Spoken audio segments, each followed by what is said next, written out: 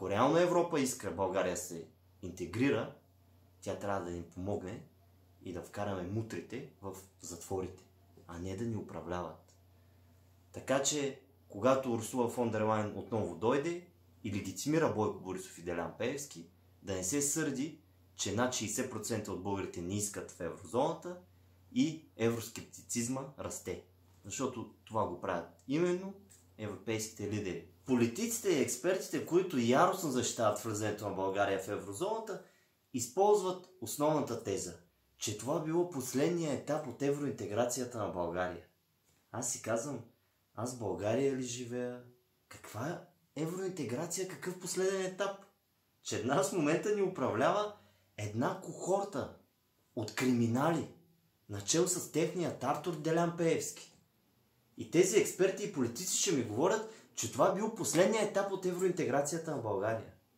Или аз живея някъде другаде, или те живеят на Марс. За каква евроинтеграция говорят, когато Европейския съюз чрез действията си легитимира управлението на Бойко Борисов и на Делян Пеевски? Урсула фон дер Лайен е гръб на Бойко Борисов в днешното управление. И чрез нейните действия тя легитимира Делян Пеевски. Един от най-големите корупционери в Европа. Под санкциите Магнитски. От две държави. И защо над 60% от българите не желаят еврото? Защото те си правят една проста сметка. Каква изгода ще имат от цялата работа? Ще бъде ли овладяна спекулата? Ще има ли повече справедливост? И ще живеят ли българите по-добре? И те знаят, че всички отговори на тези въпроси са отрицателни. Как да искат в еврозоната? Аз съм сигурен, че от Европейския съюз, ако гарантират 3 неща на българите, с влизането в еврозоната и с така наречения последен етап от интеграцията ни в Европа. 3 неща да ни гарантират от Европа.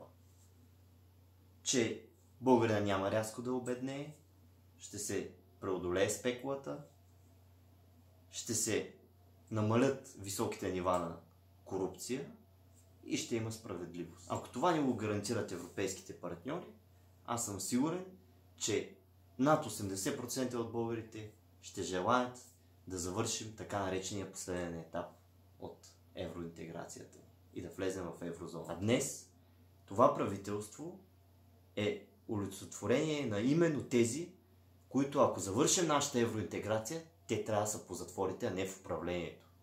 А днес точно тези ни управляват. Затова тук не може да говорим за никаква евроинтеграция.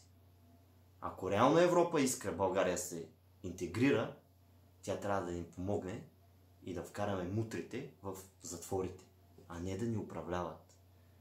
Така че, когато Урсула фон дер Лайен отново дойде и легитимира Бойко Борисов и Делян Пеевски, да не се сърди, че над 60% от българите не искат в еврозоната и евроскептицизма расте.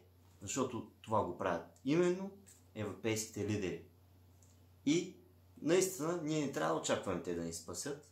Както се казва, спасението на давещия се е в ръцете на самия давещ се. Друг изход нямаме.